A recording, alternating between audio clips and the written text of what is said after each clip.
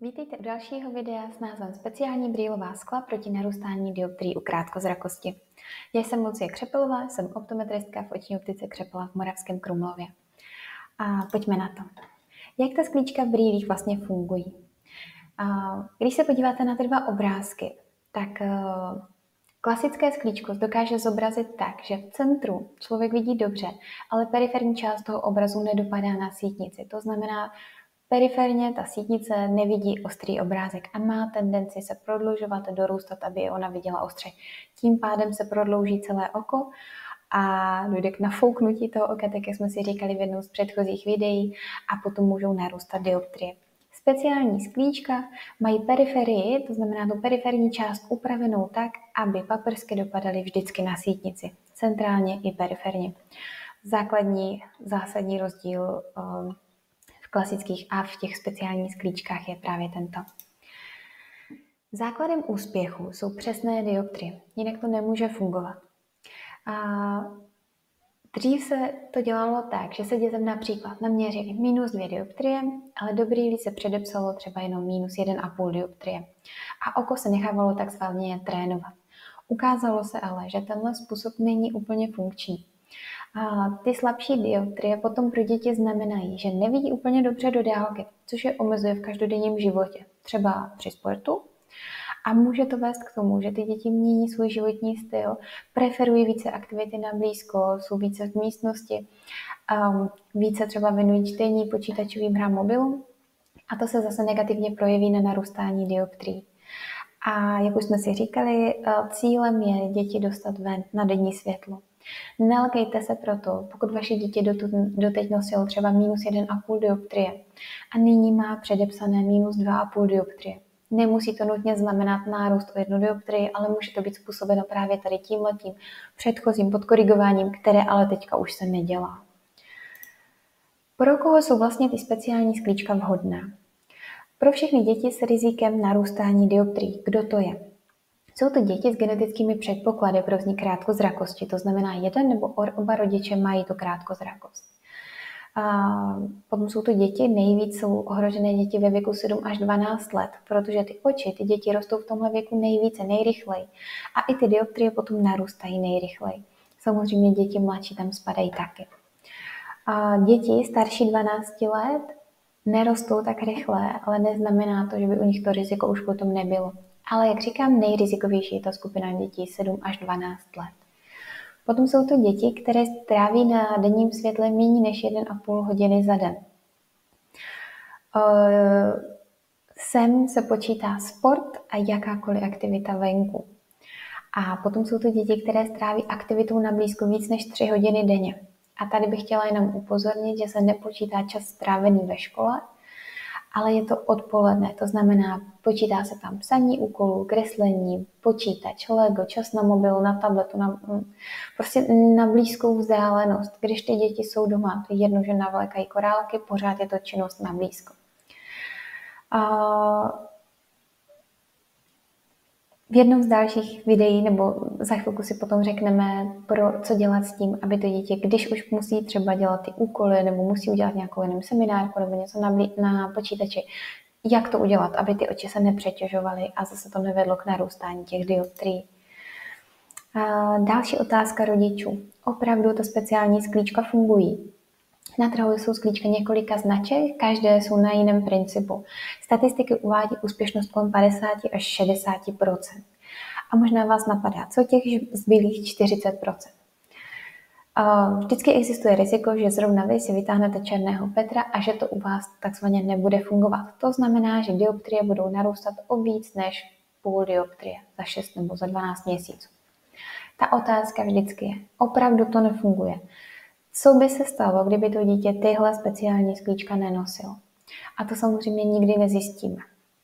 Nedá se udělat studie, že bychom v paralelním světě měli vaše dítě jedno by nosilo tyhle brýle, tyhle sklíčka, druhý by nenosilo tyhle sklíčka a zjistili bychom za rok, za 2, za 3, za 5 let, jak moc se ta dioptrie, jak moc se to oko zvětšilo a jestli mělo cenu to řešit, investovat do těch sklíček. Ta jediná jistota, kterou máte, když to neskusíte, tak ty dioptrie, to narůstání těch dioptrií nesnížíte nějakým zásadním způsobem.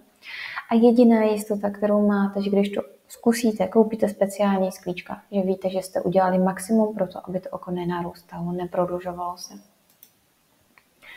Co se stane, když ty dioptrie vyrostou o víc než půl dioptrie za rok?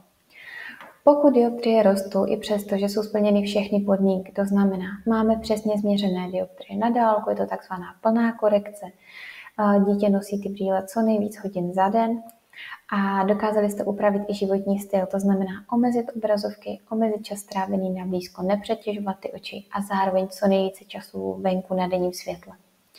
Máte nárok na nová sklíčka v nových hodnotách úplně zdarma. Ta výměna může nastat jednou, takže vy, když koupíte ty sklíčka, nebude to fungovat, do roka naroste o půl dioptrie, máte nárok dostat jedny sklíčka zdarma.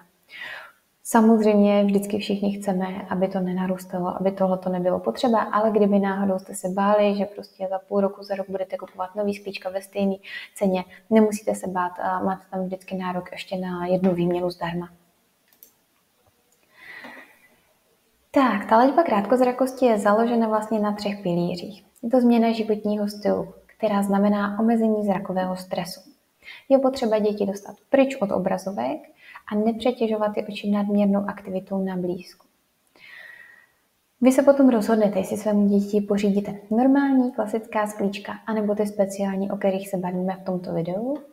A potom ta třetí věc to jsou pravidelné kontroly v oční optice i u očního lékaře, nejčastěji po 6 měsících.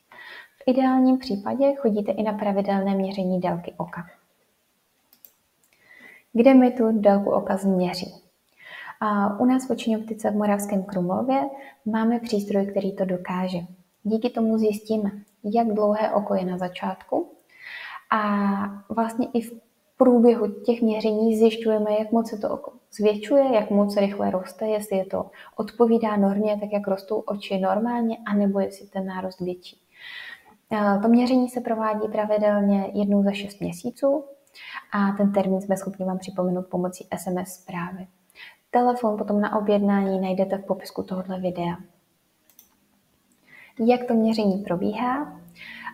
To měření je bezkontaktní, bezbolestné, dítě opře bradu, opře čelo proti podložce, trvá asi 2 minutky, stačí vydržet chviličku sedět a sledovat zelené světýlko.